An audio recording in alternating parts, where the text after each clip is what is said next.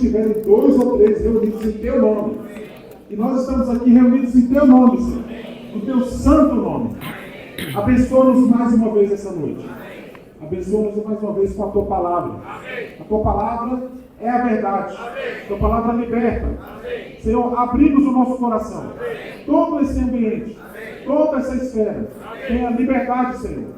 Ande no nosso meio e fale aos nossos corações. O Senhor conhece todas as nossas necessidades. Cada um aqui vai ouvir a sua necessidade, de acordo com a palavra de Deus. Senhor, também colocamos o irmão Salomão na tua presença. Usa-o, Senhor. Usa-o como um canal para fluir a tua vontade, fluir o teu sentimento, o teu encargo. E que pela tua palavra possamos sair daqui diferentes, encorajados a prosseguir. Jesus é o Senhor.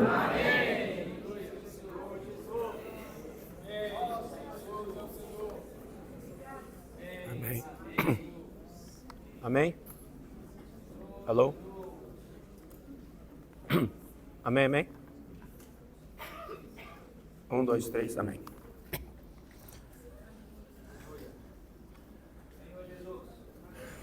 Queria primeiro expressar a grande alegria de estar aqui com vocês.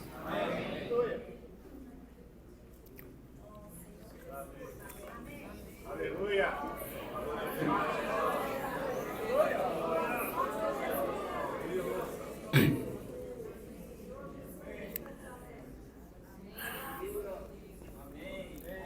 Queria começar lendo esses versículos de Romanos 11, antes de entrar na palavra. Versículo 33 a 36.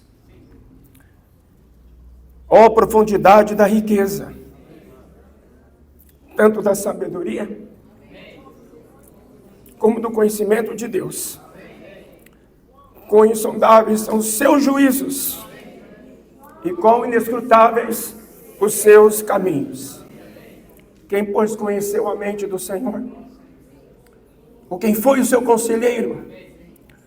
Ou quem primeiro deu a ele para que lhe venha a ser restituído? Porque dele, e por meio dele, e para ele, são todas as coisas. A ele, pois, a glória eternamente. Amém. Vamos ler juntos esse último versículo? Porque dele, por meio dele e para ele, são todas as coisas. A ele, pois, a glória eternamente. Amém.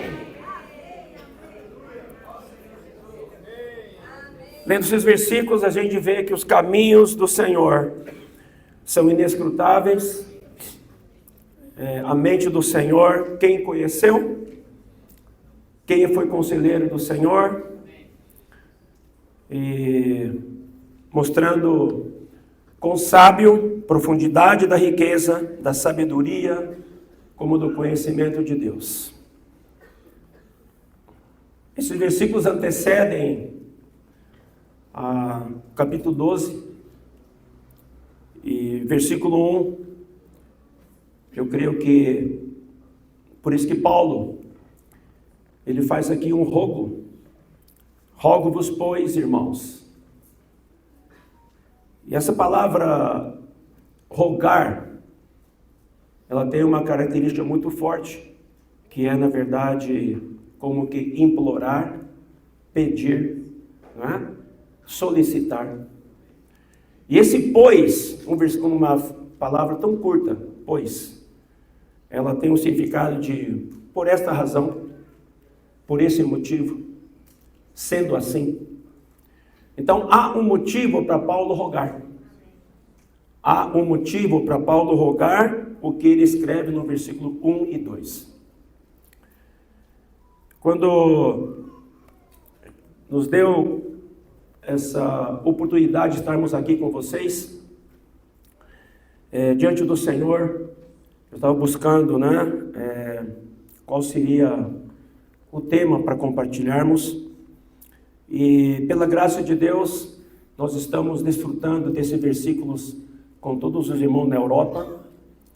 E muita luz foi trazida para nós ao cavar os versículos um a um, sem depender do que a gente leu, aprendeu em outros lugares, não que o que a gente leu e aprendeu não seja válido, mas nós tomamos uma decisão muito clara diante de todos os irmãos. Vamos aprender a cavar as riquezas das Santas Escrituras. Vamos aprender a cavar porque nós temos as ferramentas, nós temos o Espírito, nós temos a vida de Deus e nós temos tudo aquilo para a gente poder compreender o que o Senhor quer falar com cada um de nós aqui. E se confirma com tudo aquilo que o Senhor fala e falou por meio dos seus servos, de todos os séculos passados na história da igreja até os dias de hoje. Louvamos ao Senhor, porque o Senhor nunca deixou de falar e continua falando, e fala também pela sua palavra, por meio de cada um dos seus membros. O tema dessa comunhão de hoje e amanhã chama-se edificando e sendo edificado na nova criação, não é isso? Por que esse tema foi escolhido? Porque nós precisamos estar claros que todos nós estamos na nova criação. E a nova criação, o fato de estarmos sentados aqui é uma assembleia da nova criação. Aqui é a reunião das novas criaturas em Cristo Jesus. Tudo que se refere a nós no tocante à nossa vida cristã, pessoal, individual e corporativa como igreja, ela tem a ver totalmente com a nova criação. Isso tem que sair daqui bem marcado em cada um de nós, porque uma vez bem marcado isso, com certeza nós estaremos experimentando qual seja a boa, agradável e perfeita vontade de Deus. Só que para Paulo falar isso, rogo-vos, irmãos, por esta razão, sendo assim, devido a esse fato, eu queria dar uma breve vista panorâmica sobre a carta de Romanos, antes de poder chegar nesse capítulo 12. Para que nós entendamos, irmãos, que isso aqui é uma carta. Foi uma carta. Uma carta escrita aos irmãos em Roma, não é? Quem já escreveu carta aqui? Todo mundo. Quando você começa a escrever uma carta, você já tem toda a ideia da carta do começo ao fim? Sim ou não? Você tem uma ideia do que você quer dizer, para quem você quer dizer. Mas à medida que você vai escrevendo, a inspiração vem, você acrescenta outras coisas novas vêm, não é? E vão sendo escritas. E como Paulo, ele era um servo de Deus, a sua carta já estava dentro do plano de Deus de tornar-se parte das Santas Escrituras. E como diz Pedro na sua epístola, que toda a Escritura foi inspirada por Deus, nós temos que entender que quando Paulo começa escrevendo Romanos, para escrever 16 capítulos, que na verdade não existia capítulos, no original não existe capítulos, é uma coisa só. Quem separou por capítulos foram os próprios que compuseram a Bíblia, para poder facilitar o estudo, a leitura, mas é uma carta. É uma carta onde o apóstolo ele abre o seu coração para os irmãos em Roma, e à medida que ele vai escrevendo, eu queria que vocês percebessem que, para ele chegar nesse ponto de dizer os versículos que eu acabei de ler no início, 33 até 36, que foi como se fosse um êxtase, um momento auge da sua escrita, em que ele estava percebendo que enquanto escrevia, ele estava tocando, relatando sobre o conteúdo, ele não pôde fazer outra coisa senão louvar, adorar e glorificar o Senhor. Certo? Ele ficou tão... Eu creio que enquanto ele escrevia, uma vez que foi inspirado por Deus, ele mesmo ficou muito impressionado. E aí ele faz então um rogo. Depois de tudo que ele viu, tocou, ele não tem como fazer senão: eu rogo, irmãos, então por esta razão. Eu rogo, irmãos, por esta razão. Que razão? Todos os 11 capítulos anteriores. Então vou dar uma pincelada rápida. Os irmãos me deram 50 minutos. Eu vou pedir 10 minutos a mais por cada ano que eu não estive aqui, tá bem? Tá justo ou não? Então tá bom, obrigado. Romanos 1, ele começa falando da sua comissão como um chamado de Deus para poder cumprir com uma missão que Deus, separado para o Evangelho de Deus. O Evangelho de Deus nada mais é que as boas novas de Deus. E essas boas novas de Deus está relacionado com um fator primordial que se chama cruz. O Evangelho de Deus, as boas novas que nós recebemos, começa ali na cruz. Começa ali com respeito ao seu filho, porque veja bem, diz assim: o qual foi Deus, esse Evangelho, as boas novas de Deus, foi por Deus outrora prometido por intermédio dos seus profetas nas Sagradas Escrituras. Então todo o Velho Testamento, ele já estava falando a respeito do conteúdo dessas boas novas, que nós sabemos é uma pessoa, a pessoa de Jesus Cristo. O Evangelho não é nossa capacidade de pregar, nossa capacidade de convencer. Não, o Evangelho é uma pessoa viva. É a pessoa do Senhor Jesus. E Paulo faz questão de começar a sua carta no auge, para que todo mundo saiba: vou começar com Cristo, vou desenvolver Cristo e vou finalizar com Cristo. Porque este é o Evangelho, esta é as boas novas. Mas não com respeito ao Filho de Deus unigênito, porque essas boas novas têm a ver com o Filho de Deus que passou por todo o processo humano para terminar ali na cruz, e a partir da cruz ele se torna o Filho primogênito de Deus. Está certo? É o que diz aqui no versículo 3, o Evangelho, as boas novas com respeito a seu Filho, o qual, segundo a carne, foi descendente de Davi, e foi designado Filho de Deus com poder, segundo o Espírito da Santidade, pela ressurreição dos mortos, a saber, Jesus Cristo, nosso Senhor. Então, esse Jesus Cristo, nosso Senhor, esse Filho de Deus designado, não é o unigênito do Pai, que veio ali, no princípio era a palavra era com Deus, e a palavra era Deus. Não é este Filho unigênito apenas, mas esse Filho unigênito que passou por todo o processo humano, vestiu-se da humanidade, elevou a humanidade com as suas virtudes, trouxe os atributos divinos para dentro da humanidade, morreu ali na cruz, para que então as boas novas de Deus se tornassem disponíveis a todos nós, na pessoa do Senhor Jesus. Aqui é Jesus Cristo, nosso Senhor. A pessoa de Jesus. A pessoa de Jesus. Então, o Evangelho, as boas novas, começam ali na cruz. Começam com este Filho unigênito de Deus, vestido de humanidade, crucificado e morto, ressuscitado. E aí podemos dizer, as boas novas são ativadas. Porque quando Jesus, ele ressuscita, caminha com os dois, vai ali caminhar com os dois discípulos de Emaús, o que ele faz? Ele fala para os discípulos tudo o que os profetas e a lei falaram a seu respeito. Nos Salmos, profetas e leis, não é isso mesmo, né?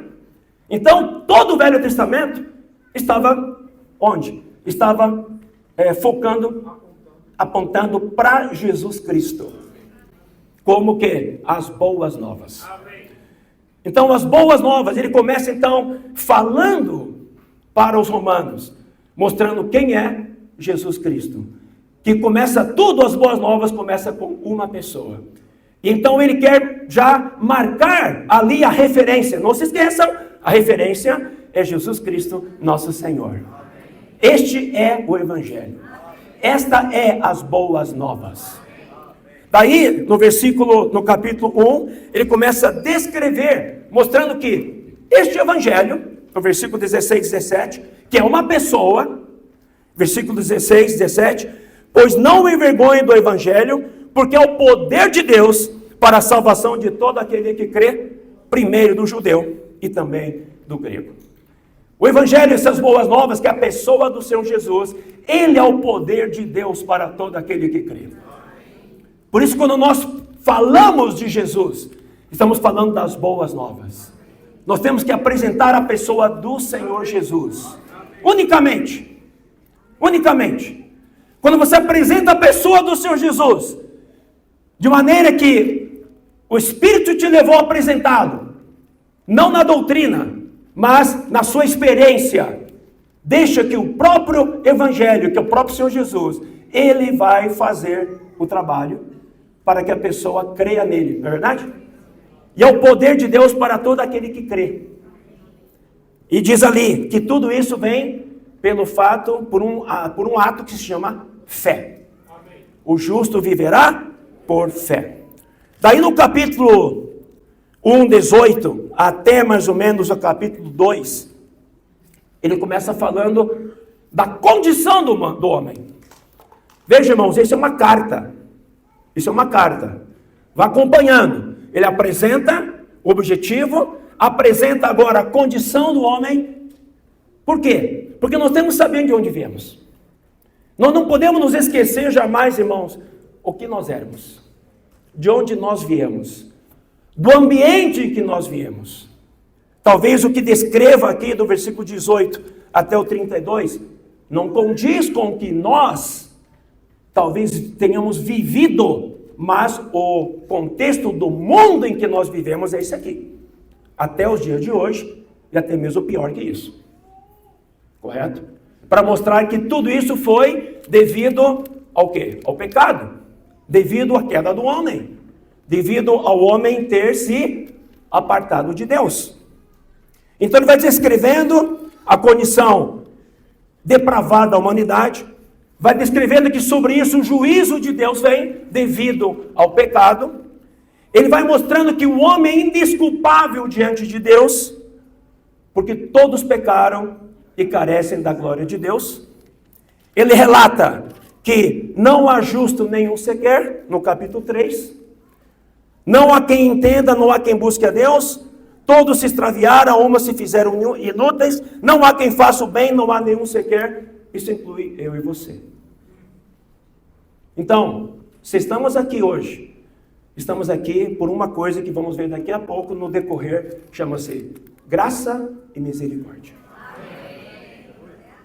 Então, ao decorrer da carta, Paulo fez questão de explicar tudo isso para que a gente saiba, puxa vida, de onde eu vim, e por que estou aqui, e como estou aqui. Talvez o tempo vai passando, irmãos, e a gente vai esquecendo do passado, da nossa condição, do que nós éramos, e a gente vai pensando que a gente é alguma coisa, ou tem alguma coisa. E isso é o grande problema hoje, que nos faz cair. E também nos faz perder o frescor da salvação e do desfrute da salvação. Quando a gente consegue todos os dias conhecer a nossa história como se fosse um filme, né? Sabendo o que passou, não para lamentar, mas para agradecer ao Senhor. Senhor, obrigado de onde vim, obrigado por onde estou. Obrigado o que eu era e obrigado, Senhor. Quer dizer, obrigado de onde, o que eu era e de onde o Senhor me resgatou para ser o que eu sou hoje. Amém? Este é o Evangelho, é o poder da salvação, que vai nos salvando dia a dia. Muito bem, daí no capítulo 3, no finalzinho dele, ele mostra, independente de toda essa situação, aleluia, nosso Deus, ele sempre teve um plano para toda a humanidade. Sempre teve o plano para mim e para você. Sempre teve o plano de resgate. Por isso que Jesus veio, o unigênito de Deus veio, viveu a vida humana, morreu na cruz, tornou-se o primogênito, foi designado Filho de Deus por meio da ressurreição dentre os mortos. E hoje, quando a gente toca em Jesus Cristo, nós tocamos nessas boas novas que nos trouxe essa salvação e nos trouxe agora o quê? A justificação. Nós que éramos totalmente sem justiça, totalmente ímpios, o Senhor Jesus nos justifica, como diz no capítulo 3, 21 e 22, mas agora sem lei se manifestou a justiça de Deus, testemunhada pela lei e pelos profetas. Justiça de Deus, mediante a fé em Jesus Cristo, para todos os que creem, porque não há distinção, porque todos pecaram e carecem da glória de Deus. Então não importa se qual a sua raça, qual o seu nível educacional, não importa qual a sua cor, não importa qual a sua tribo, qual a sua nação, todos pecaram e carecem da glória de Deus. Não há justo nenhum sequer. Para quê? Para que a salvação, né, a nossa salvação, ela não é por obras, né? Não para que nós nos gloriemos, mas totalmente pela graça de Deus. Versículo 24 diz, sendo justificados gratuitamente por sua graça, mediante a redenção que há em Cristo Jesus. Você vê que ele abre o evangelho, ele abre a sua carta, mostrando quem é Jesus Cristo, e mostra aqui agora essa redenção na pessoa de Jesus Cristo. Levando sempre para aquele momento ali, que tudo começa ali na cruz. Daí, ele vai desenvolvendo o capítulo 5, isso passa no capítulo 4, dá a analogia de Abraão sobre a justificação pela fé, chega no capítulo 5, ele fala sobre novamente a justificação, e aqui ele também fala sobre a reconciliação. Nós que éramos inimigos de Deus, nós que estávamos longe de Deus, primeiramente ele nos justifica, e ao nos justificar, estamos em condições de sermos reconciliados com Deus. Né? Então hoje nós podemos nos achegar com intrepidez. Onde diz Hebreus 19, Hebreus, Senhor Jesus. Hebreus 10, né? 10, 19, que fala sobre que nós temos intrepidez para entrar onde? No Santo dos Santos, por meio do que ele cumpriu na cruz. Intrepidez significa que hoje nós podemos chegar com confiança no trono da graça, como diz Hebreus 4. Por quê? Porque nós somos já reconciliados com Deus. Louvado seja o Senhor, pelo sangue de Cristo, fomos reconciliados com Deus. Nós temos paz com Deus hoje. Nós temos paz com Deus. Nós fomos salvos da ira, tudo isso no capítulo 5. A ira de Deus sobre nós, sobre ímpios. Hoje, quando o Senhor olha para nós aqui, não tem ninguém aqui debaixo da ira de Deus. Amém. Aleluia! Amém. Nós fomos reconciliados. Amém. Não apenas isso, nós somos diariamente salvos pela vida que Ele colocou dentro de nós.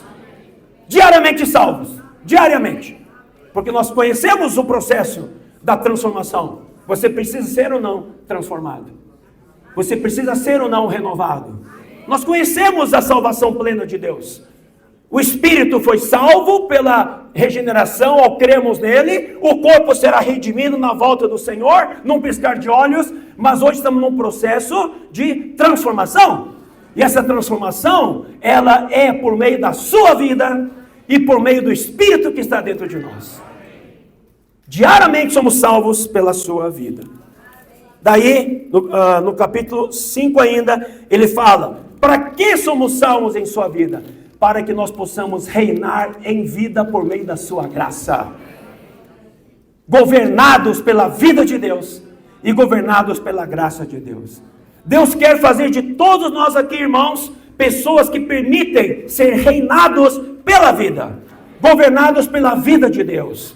Ele te escolheu a você e a mim exatamente porque hoje dentro da esfera do reino de Deus, o seu governo ocorre pela vida que está dentro de cada um de nós, pelo Espírito que habita em cada um de nós. No capítulo 6, daí ele entra novamente mostrando que, para que isso ocorra, lá na cruz, ele elimina o pecado e elimina o velho homem. Que nós agora estamos livres do pecado e mortos para o velho homem. O velho homem está crucificado juntamente com Cristo. Louvado seja o Senhor. Não estamos mais sob o governo do pecado, nem os nossos corpos são instrumentos da iniquidade. Versículo 13, eu quero ler para vocês, 6:12 a 14. Não reine, portanto, o pecado em vosso corpo mortal, de maneira que obedeçais às suas paixões. Nem ofereçais cada um os membros do seu corpo ao pecado, como instrumentos de iniquidade, mas oferecei-vos a Deus. Esse versículo faço questão de ler, porque essa palavra, oferecei-vos a Deus, é a mesma palavra do apresentar nosso corpo como sacrifício vivo. Então aqui, o apóstolo Paulo, ele já mostra uma questão de nós oferecer, é uma questão nossa, uma atitude nossa. Nós temos que dar o passo de oferecer os nossos membros e o nosso corpo, não mais para a iniquidade, mas para quê? Como ressurretos, oferecei-vos a Deus, como ressurretos dentre os mortos, e os vossos membros a Deus, como instrumentos de justiça. Hoje, como filhos de Deus, como salvos, como redimidos, nossos corpos, e aqui diz claramente, não é apenas nossa mente, vontade e emoção, nossa alma, não é apenas nosso espírito, mas Paulo ele faz questão de mencionar algumas vezes aqui, é o nosso corpo. Exatamente hoje, corpo presente. Tem vários irmãos assistindo pela internet, corpo virtual.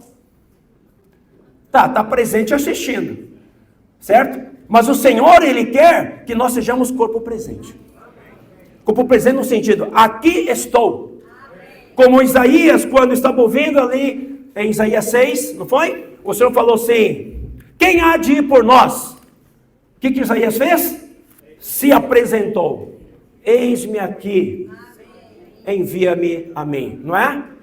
O Senhor Jesus sempre, quando estava andando com os discípulos, Ele colocava algumas questões para que a pessoa, ela se apresentasse. Porque é importante se apresentar. Aqui, nós nos apresentamos para que nossos membros, que significa membros? Tudo, todo o seu ser. Suas pernas, suas mãos, sua boca, seus olhos, seus ouvidos. Todo o seu ser. Todo o nosso corpo, nosso soma, não é? Somático, nosso corpo. Eles devem ser instrumentos de justiça. O que é justiça? Justiça é tudo aquilo que está alinhado e de acordo com Deus. Amém? E como que eu e você podemos estar de acordo com Deus? Estamos de acordo com a sua palavra viva. Estamos de acordo com o guiar do Espírito. Instrumentos de justiça. Daí, no versículo 18, fala assim, e uma vez libertados do pecado, foste feitos servos de justiça. Versículo 19, falo como homem por causa da fraqueza da vossa carne, assim como ofereceste os vossos membros para a escravidão da impureza e da maldade, para a maldade, assim ofereceis agora os vossos membros para servirem a justiça para a santificação. O que significa isso? Aqui já está incluído claramente um processo. Saímos da justificação, da reconciliação, e todo esse processo ele vai caminhando agora rumo a um fato importantíssimo, que é, a gente vai ver lá em Vamos ver lá em Romanos 8, a conclusão de Romanos 8. A santificação significa cada vez menos iniquidade e impureza, nós, e cada vez mais Deus. Pedro dizia claramente em 1 Pedro, sede santos, ele menciona, né?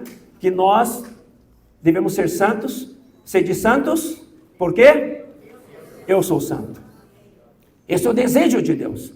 O nosso processo hoje na igreja, na nossa vida cristã individual, nós temos que perceber, irmãos, que estamos num processo de santificação. Temos que colocar isso com clareza na nossa mente, no nosso dia a dia. Os meus membros são para justiça, para santificação. Amém? Então, o que nós falamos, como nós falamos, o que nós pensamos, como nós agimos, reações em casa, fora de casa, no trabalho, todo o nosso ser. Lembre-se que a palavra venha nos governar, dizer, lembre você, meus membros são para a justiça, para a santificação. Na hora que eu falar qualquer coisa, seja para a santificação. Na hora que eu me expressar, que eu me movimentar, seja para a santificação. Quando eu estiver caminhando indo para um lugar, eu tenho que saber que essa minha caminhada vai levar para a santificação. O que significa? Significa que a vida de Deus está reinando e governando. Louvado seja o Senhor. Daí, no capítulo... Muito bem. Daí aqui no versículo 22 ainda diz: agora, porém, libertados do pecado, transformados em servo de Deus, tendes o vosso fruto para a santificação e, por fim, a vida eterna. Você vê agora aqui um resultado de frutificação. Um viver que frutifica. Frutifica para quê? Para a santificação. São os nossos frutos no dia a dia santos? O que nós temos produzido no dia a dia é para a santificação? Certo? Que por fim a vida eterna, não é a vida eterna que nos dará a eternidade. Essa vida eterna tem a ver, eu creio, com o fato de nós reinarmos com o Senhor. É herdar a vida eterna para reinar. Não a vida eterna que nos dá direito à Nova Jerusalém. Porque a vida eterna nós já temos. Então, irmãos, tudo isso aí, Paulo descrevendo, mostrando para os irmãos, e com certeza, irmãos, você vê, a gente vai descrevendo aqui, eu não sei o que passa com você, mas eu hoje, quando estava, ontem estava lendo isso aqui de novo, lendo, quanto mais lia, de 1 até 11, eu comecei a sentir isso, puxa vida, isso é bom demais, não é? Você vai ficando animado, é um crescendo. Você vai vendo, puxa, esse é o plano redentor de Deus para mim. Esse é o plano da salvação completa de Deus para mim. Preparado para o seu povo. Daí no capítulo 7, todo mundo conhece, é um capítulo onde ele mostra sobre a lei do pecado operando, que você quer fazer, mas você não consegue, porque a lei do pecado não permite, porque o pecado habita em nós. Aí Paulo termina dizendo, desventurado homem que sou, quem me livrará do corpo dessa morte? Aleluia. Versículo 25 do capítulo 7. Graças a Deus por Jesus Cristo. Graças a Deus por Jesus Cristo. Eu creio que a gente precisa falar isso todos os dias, sabe? Graças a Deus por Jesus Cristo. Vamos falar juntos? Graças a Deus por Jesus Cristo, nosso Senhor. Jesus Cristo, nosso Senhor. E quando você fala Jesus Cristo, você fala com a clareza de que aquele Filho unigênito que se tornou carne e se tornou o Filho primogênito, designado Filho de Deus. Você tem que entender esse fato da divindade somada à humanidade que está hoje na pessoa de Jesus Cristo. Por que isso é importante? Porque a salvação, ela engloba todo esse processo para nós hoje. Tá certo? O que ele sofreu, o que ele cumpriu lá na cruz. Quando você fala, graças a Deus por Jesus Cristo nosso Senhor, você é remetido lá para o início novamente. Foi quando ele viveu a humanidade e conclui tudo isso para começar a nova criação. Onde? Na cruz. Irmãos, a cruz sempre será o ponto de partida. Para a sua vitória, para a minha vitória, a cruz sempre será o ponto de partida. Se nós esquecemos da cruz, nós vamos simplesmente nos perder na nossa jornada. Porque nós não vamos não vamos ter a referência que nos trouxe até aqui. Quando a gente é remetido à cruz, remetido àquele que sobre a cruz iniciou essa nova etapa, nós sempre vamos dizer, graças a Deus, por Jesus Cristo, nosso Senhor. De maneira que eu de mim mesmo, com a mente, sou escravo da lei de Deus, mas segundo a carne, da lei do pecado. Daí o capítulo 8, um capítulo maravilhoso, começa assim, agora pois, já nenhuma condenação há para os que estão em Cristo Jesus. Vamos ler juntos. Mas agora, pois, já nenhuma condenação há para os que estão em Cristo Jesus. Aleluia. Nenhuma condenação há. Para quem? Para os que estão em Cristo Jesus. Para os que estão em Cristo Jesus. Então, onde você tem que estar? Em Cristo Jesus. Você pode estar fora de Cristo Jesus? Silêncio, né?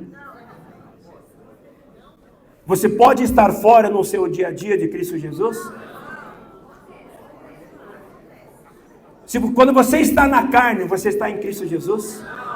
Então você pode estar fora de Cristo Jesus. Cristo Jesus, ele habita inteiramente em que parte do seu ser? Em que parte? No teu espírito. Ele já habita em parte da sua alma? Eu creio que sim. Eu creio que sim. Quantos por cento? Não sei. Mas tem parte da alma que ele não habita. Então essa parte da alma que ele não habita, essa parte da alma que não habita, está em Cristo Jesus? Não. E a parte da carne, do corpo, a carne em si, no caso, a carne em si, ela está em Cristo Jesus? Não. Certo?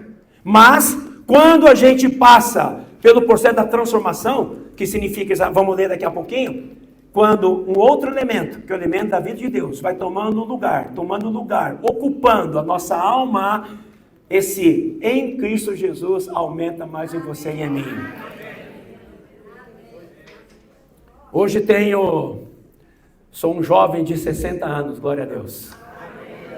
Fiquei tão contente que cheguei aqui no Brasil, né, que tem um ano que não venho, peguei o carro do meu sogro e falei, puxa vida, posso estacionar em vaga de idoso agora.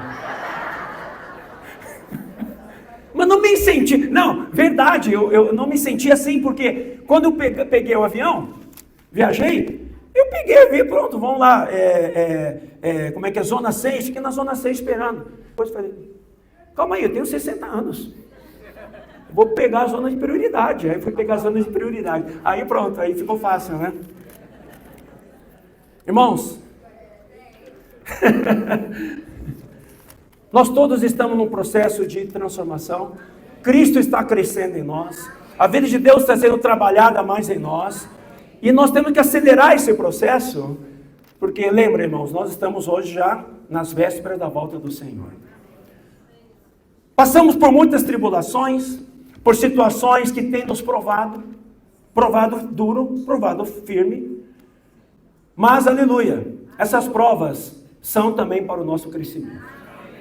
Elas são também para confirmar onde nós estamos, em que base nós estamos.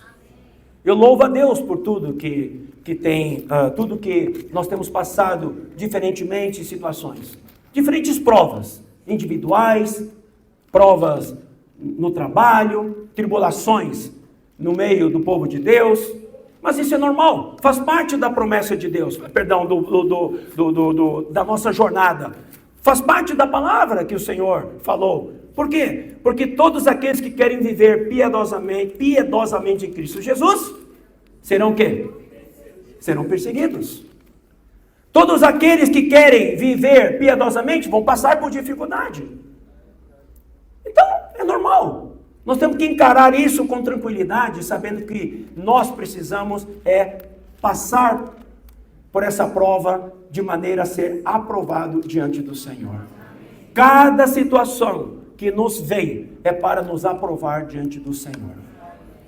Pronto. Então, versículo 2 de Romanos 8 diz: porque a lei do Espírito da vida em Cristo Jesus te livrou da lei do pecado e da morte. A lei do quê? Do Espírito e da vida. Nos libertou da lei do pecado e da morte. E eu gosto muito, irmãos, porque dessa apresentação aqui de Paulo, porque Paulo ele coloca tudo isso no passado, né? Fato já ocorrido. Se é um fato já ocorrido, eu tenho que tomar posse dele, porque já ocorreu. Se já ocorreu pela fé, ele é meu, ele é seu.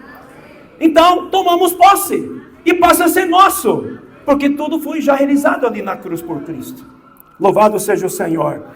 Daí, nós vamos vendo aqui no capítulo 8, que é um capítulo muito precioso, porque ele vai desenvolvendo. Versículo 14, ele mostra que todos os que são guiados pelo Espírito de Deus são filhos de Deus. Nós recebemos o Espírito de filiação, nós podemos hoje clamar, Abba, Pai. Temos um Pai, podemos dizer, Abba, Pai, não é? Temos Espírito de Filho dentro de nós. Esse Filho, volto a dizer, o Filho primogênito, que nos deu condições de sermos agora filho de Deus. E Ele não se envergonha de nos chamar irmãos. Hebreus 2, né? Deixa eu ler aqui, Hebreus 2 rapidamente. Como vocês têm a tela aqui atrás, Hebreus 2, versículo 10 ao versículo 13, diz assim: porque convinha que aquele por cuja causa e por quem todas as coisas existem, conduzindo muitos filhos à glória, aleluia, estamos indo para a glória, aperfeiçoasse por meio de sofrimento o autor da salvação deles. Quem é? Jesus. Foi aperfeiçoado com sofrimento. Pois tanto o que santifica como os que são santificados, todos vêm de um só. Por isso é que ele não se envergonha de lhe chamar irmãos. Eu gostaria muito, irmãos, eu comecei a desfrutar disso, de desfrutar do Senhor Jesus como meu irmão. Irmão Jesus. Não apenas Senhor Jesus. Porque mesmo Senhor Jesus, a gente tem uma relação de Senhor como quem me possui, como irmão, tem uma relação bem mais gostosa, né? Irmão Jesus. Vamos desfrutar dessa porção do Senhor como irmão? Ele não se envergonha de nos chamar irmãos, dizendo, a meus irmãos declararei o teu nome, cantar-te-ei louvores no meio da congregação, e outra vez, eu porei nele a minha confiança, e ainda, eis aqui estou eu, e os filhos que Deus me deu. Aleluia. Nós fomos dados pelo Pai a Jesus. Hoje ele tem uma multidão de irmãos. E como irmão mais velho, ele cuida do irmão mais novo. É só chamá-lo. Se alguma coisa vier te incomodar, fala assim, peraí que eu vou chamar meu irmão. Meu irmão mais velho. Tá certo? Cadê o Vinícius? Cadê o Vinícius? Tá aqui não? Pronto, eu queria fazer o exemplo do Vinícius, né? Mas não está aqui. Irmãos, quando a gente invoca Senhor Jesus, nós estamos desfrutando do nosso irmão mais velho. Não importa qual situação você passe, qual prova você passe, você pode invocar Senhor Jesus. Ele não é apenas o nosso Senhor Salvador, não é? Aqui ele coloca-se de maneira muito prática, sou o seu irmão. Lógico, o Senhor Jesus também se apresenta ali em João como amigo. Mas acho que irmão é mais forte nessa relação com o Senhor Jesus. Amigo é muito bom. Tem até um hino que fala o contrário, né? Jesus, em Jesus amigo temos mais chegado que o irmão. Isso não é uma característica natural. Mas aqui, o Senhor Jesus, como irmão, é muito mais achegado, né? Mas é também o nosso amigo. Amigão, né? Podemos ter essa relação íntima com o Senhor, sem preconceitos, sem tradições, sem regras, mas intimidade com o Senhor, como irmão e como amigo. Louvado seja o Senhor. Daí, aqui no versículo 16 diz: o próprio Espírito testifica com o nosso Espírito que somos filhos de Deus. Primeiro, somos guiados pelo Espírito de Deus. Segundo, o Espírito testifica, ele atesta, ele sela, dizendo: este é filho de Deus. Então, quando o Senhor olha, quando as pessoas olham para nós, Satanás olha para nós, o Espírito fala: peraí, esse aqui já está carimbado, esse é filho de Deus.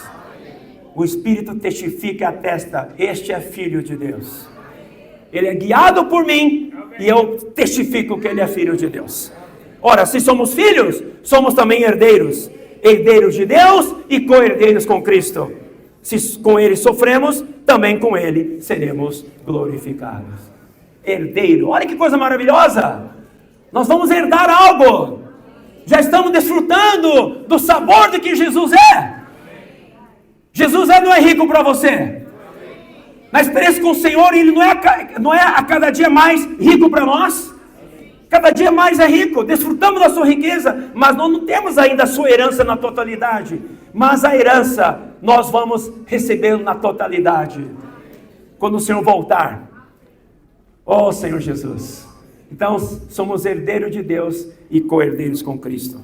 Daí ele mostra aqui, no versículo 18 até o 25, mostrando que toda a criação, ela geme esperando que esse dia chegue.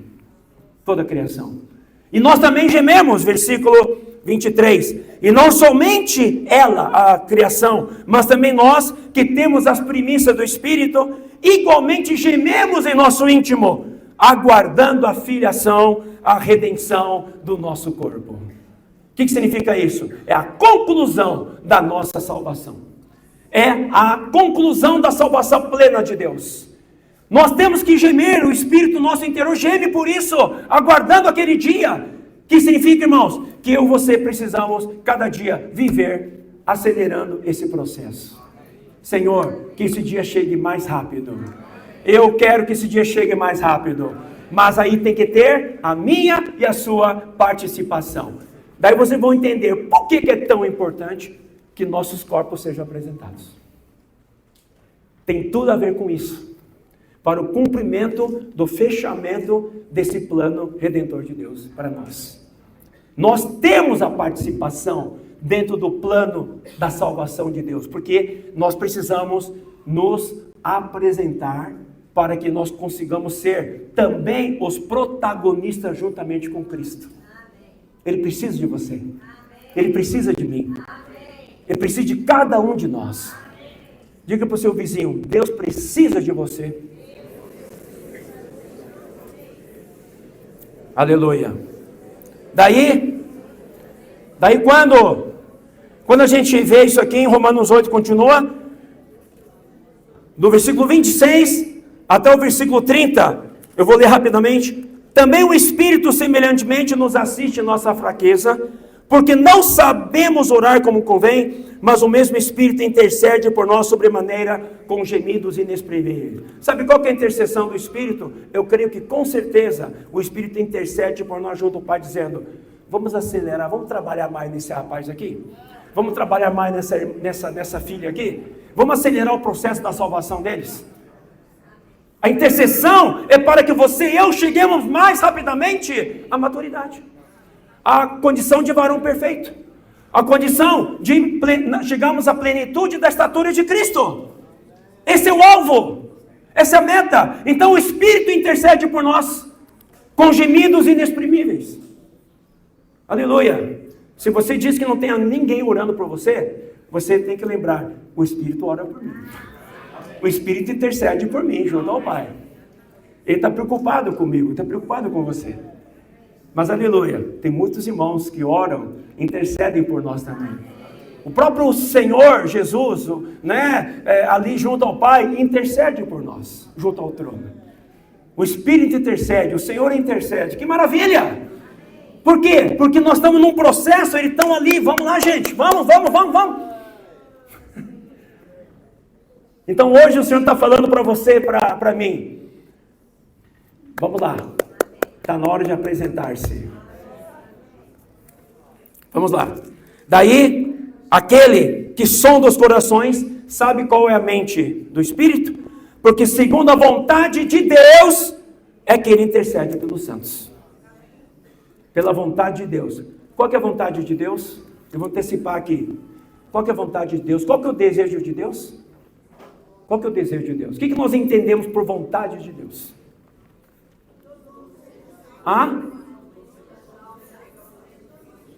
Pronto, meu irmão acabou de ensinar 1 Timóteo 2,4.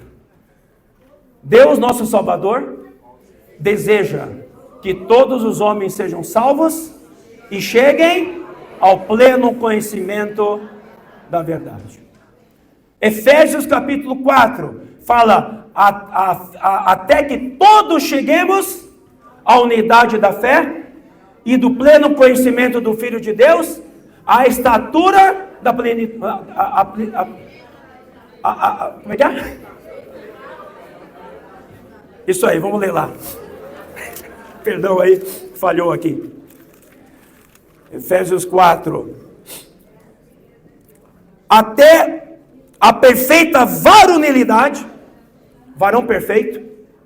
Paulo diz isso em Colossenses, que ele trabalha, ele como um servo de Deus, ele olhava para cada um dos irmãos, dizendo, vou levá-lo a ser varão perfeito. Nós temos que ajudar uns aos outros, na nossa função. Amanhã vamos falar sobre nossos serviços, nossos ministérios, para levar cada um de nós à estatura de varão perfeito. Embora nossa corrida seja individual, e o prêmio será individual, no entanto, dentro da igreja, nós podemos nos encorajar mutuamente, para que todos alcancemos a coroa. Amém? Nós não somos egoístas, nós temos visão do todo, temos a visão do corpo. Daí fala que a perfeita varonilidade, a medida da estatura da plenitude de Cristo. Muito semelhante, né, ao que a gente acabou de mencionar. Muito bem. Daí, sabemos todas as coisas cooperam, versículo 28 de Romanos 8, todas as coisas cooperam para o bem daqueles que amam a Deus, daqueles que são chamados segundo o seu propósito. Qual que é o bem daqueles que amam a Deus? Cooperam para o bem. Que bem? Qual bem? É o bem segundo a vontade de Deus, o bem de você chegar a esta estatura final. Esse é o bem. Não é o bem do bem-estar nosso. Contribuir para o bem. Você quer uma coisa melhor que você ser conformado a Cristo? Você quer uma coisa melhor que você ser conformado a Cristo? Você quer uma coisa melhor que você ser igual o primogênito? Esse é o bem. Por isso que o versículo 29 diz, porquanto aos que de antemão conheceu, também os predestinou para serem conformados, conformes à imagem do seu Filho, a fim de que ele seja o primogênito entre muitos irmãos. E aos que predestinou, a esses também chamou, e aos que chamou, a esses também justificou, e aos que justificou, a esses também glorificou. Você vê que chega no capítulo 8, ele chega no estágio final do nosso processo da salvação, que é glorificação. Sai lá da condição depravada da humanidade, vem pela redenção, justificação, reconciliação, santificação, vamos crescendo, vamos sendo, né, a vida de Deus vai sendo trabalhada em nós, a lei do Espírito da vida operando, somos filhos de Deus. Para quê? Para que cheguemos ao ponto final, que é onde todos nós chegaremos, que é a glorificação. Eu pergunto, na hora que você vê todo esse trajeto, você não fica louco, não? Você não fica assim, como... Gente, isso aqui é maravilhoso! Eu creio que enquanto Paulo escrevia, era inspirado, eu falei, gente, isso aqui mesmo, é isso aqui. Aí quando ele chega no capítulo 8, e versículo 31 a 39, ele fala, quem nos separará do amor de Cristo? Quem nos separará do amor de Deus? Pode vir isso, pode vir aquilo, né? Não será nem a morte, nem a vida, nem os anjos, versículo 38, nem os principados, nem as coisas do presente, nem as coisas do porvir, nem os poderes, nem a altura, nem a profundidade, nem qualquer outra criatura poderá separar-nos do amor de Deus, que está em Cristo Jesus, nosso Senhor. Irmão, para você falar, para Paulo escrever isso, ele já estava chegando no auge do desfrute desse evangelho maravilhoso da pessoa de Jesus Cristo, da obra de Cristo e da pessoa de Jesus. Ele tocou, ele viu, ele apalpou essa realidade. Nada nos separará do amor de Deus. Nada, irmãos. A tentativa vem, porque temos um inimigo que não para, ele não dormita, dia e noite. E sabendo que o que pouco tempo lhe resta, ele vai continuar. Isso faz parte da nossa guerra espiritual. A igreja é nas regiões celestiais. Nossa luta é celestial. Então nós temos que estar preparados, vivenciando essa realidade com todo esse evangelho maravilhoso que nos salva. E saber que nada vai nos separar do amor de Deus. Daí quando ele toca isso, daí não vou entrar tanto em detalhe, ele lembra dos seus irmãos. Puxa vida, meus irmãos judeus, eu me separei deles por causa desse evangelho, me tornei inimigo deles por causa desse evangelho, mas eu não posso deixá-los fora. Eles têm a herança, têm as promessas, têm todas as coisas. E começou a falar sobre os seus conterrâneos, né? com os seus patrícios, os judeus. Daí ele mostra sobre o nome do Senhor, invocar o nome do Senhor. Daí ele lembra também para os irmãos romanos, com respeito que os judeus como rejeitaram o Senhor, como eles foram. Nós, gentios, por causa da desobediência dos judeus, por causa da desobediência do povo de Israel, eles como oliveira boa, nós que não éramos povo, oliveira brava, fomos enxertados. Se nós somos o que somos hoje, é pela graça de Deus. Por isso, quando a gente ora pelo povo de Israel, a gente sabe, segundo Paulo aqui, a promessa vai chegar até eles. Porque foi pela desobediência deles, que nós, pela misericórdia de Deus, alcançamos a graça. E porque nós estamos sendo obedientes ao Senhor, vai chegar um momento que a misericórdia também vai alcançá-los. E quando alcançados, podemos dizer, o plano de Deus se conclui. Está chegando, irmãos. Está chegando esse dia, né?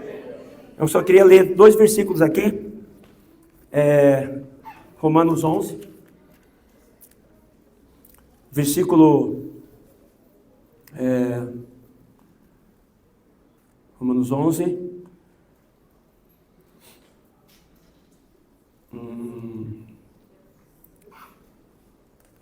Versículo 22. Considerai, pois, a bondade e a severidade de Deus para com os que caíram, a severidade, mas para contigo, no caso nós, gentios, a bondade de Deus. Se nela permaneceres, de outra sorte também tu serás cortado. Eles também, se não permanecerem na incredulidade, serão enxertados, pois Deus é poderoso para os enxertar de novo. Pois se foste cortado, de que por natureza era oliveira brava, que éramos nós, e contra a natureza, enxertado em boa oliveira, que eram eles, quanto mais não serão enxertados na sua própria oliveira, aqueles que são ramos naturais. Então, pela graça de Deus, fomos enxertados na oliveira boa. Estamos aqui hoje, porque fomos enxertados na oliveira boa. E aí que diz, no versículo 30, Porque assim como vós também, outrora foste desobediente a Deus, mas agora alcançaste misericórdia, à vista da desobediência deles, assim também estes agora foram desobedientes, para que igualmente eles alcancem misericórdia, à vista da que vos foi concedida. 32. Porque Deus a todos encerrou na desobediência, a fim de usar de misericórdia para com todos. Eu pergunto, depois de toda essa descrição do capítulo 1 até o 11, não dá para entender por que ele termina dizendo: ó profundidade da riqueza, tanto da sabedoria como do conhecimento de Deus, quão insondáveis são os seus juízos, quão inescrutáveis os seus caminhos. Quem, pois, conheceu a mente do Senhor? Ou quem foi o seu conselheiro? Ou quem primeiro deu a ele, para que lhe venha a ser restituído? Porque dele, por meio dele, para ele, são todas as coisas. A ele, pois, a glória eternamente. Amém. Ele não tinha como concluir diferente. Porque com tudo isso que apresentou, esse plano maravilhoso de salvação de Deus, tanto para nós quanto para os judeus, mas nós que não éramos povo, fomos feito povo de Deus. Nós que não, tem um versículo que fala aqui, versículo 10, 20. Isaías a mais se atreve e diz: fui achado pelos que não me procuravam, revelei-me aos que não perguntavam por mim. Quem era este? Você e eu. Agora eu me pergunto, essa gramática está bem errada, né? Fui achado pelos que não me procuravam. Calma, se você não está procurando, como é que você vai achar? Como é que você vai? Revelei-me aos que não perguntavam por mim. Aleluia. Essa é a graça e misericórdia de Deus. Louvado seja o Senhor. Irmãos, daí chegamos no versículo 1. Eu não vou estender esse, que eu vou deixar para amanhã, mas eu quero só deixar isso aqui claro. Paulo, depois de tudo isso, ele quer dizer assim para os romanos: vocês estão vendo o que eu estou vendo? Vocês estão compreendendo o que eu acabei de escrever? Vocês viram esse plano maravilhoso de Deus? Vocês viram de onde vocês saíram e onde vocês estão? Vocês viram o que aconteceu, todo o progresso da sua vida até hoje?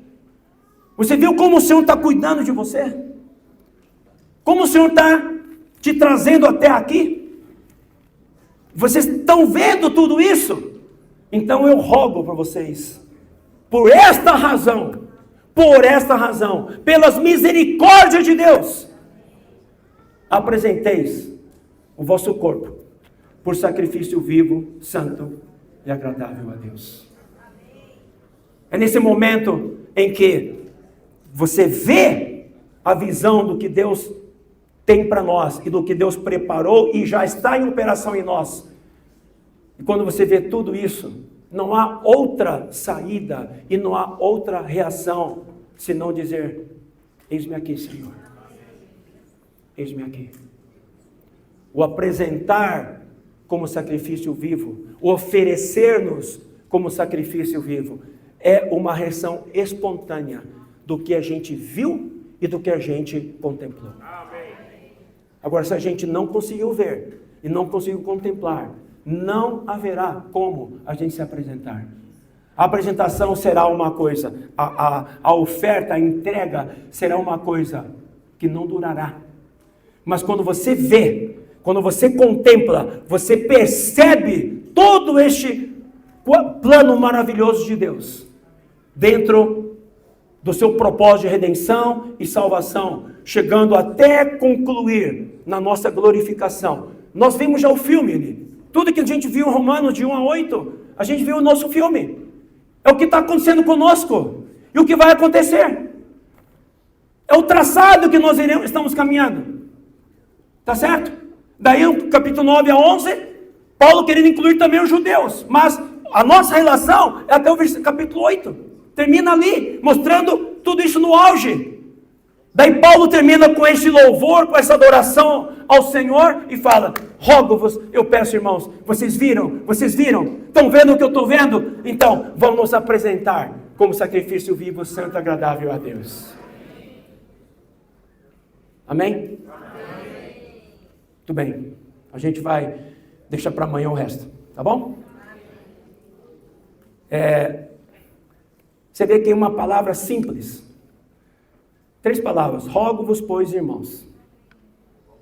Rogo-vos, irmãos, por esta razão. Essa palavra me ganhou muito.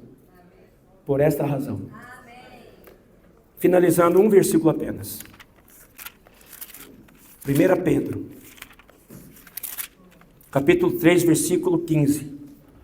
3, 14 e 15. Mas ainda que venhais a sofrer por causa da justiça, bem-aventurados sois.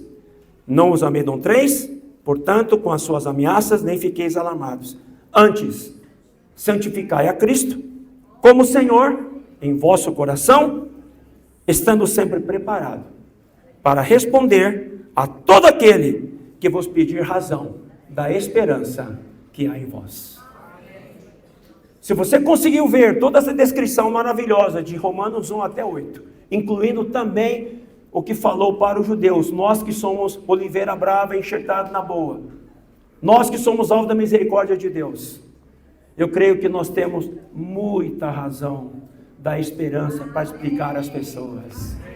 Por que você é assim? Eu vou te falar por quê. Você não sabe a história é muito longa, mas é muito bonita. Tem uma razão maravilhosa. Não é uma não, várias. Isso que me move. Entenderam? Isso que movia Paulo. Nós somos movidos por uma razão. E essa razão, descrita aqui no livro de Romanos. Amém? Daí, do capítulo 12 em diante, já entra numa outra esfera. Na outra etapa. E essa outra etapa será amanhã, tá bom? A gente fala amanhã. Amém? Louvado seja o Senhor.